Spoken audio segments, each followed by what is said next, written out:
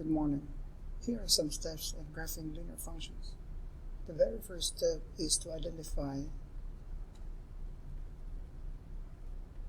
the y-intercept. Okay, so if given this particular equation, y equals negative 2x plus 3, the y-intercept here is a positive 3, which is this one. 1, 2, 3. This is the y-intercept. Now next is do the rise over n.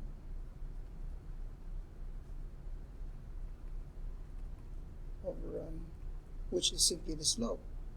From here, since the slope is negative 2, that means we gotta do negative 2 over 1, or we can also do 2 over negative 1.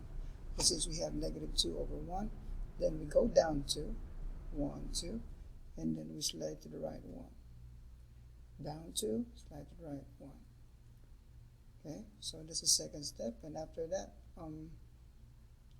you may now be able to plot the points, or connect the lines, or connect the dots.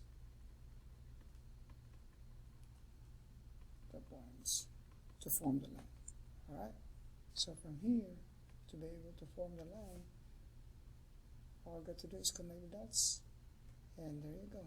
That is now the equation for the graph of y equals negative 2x plus 3.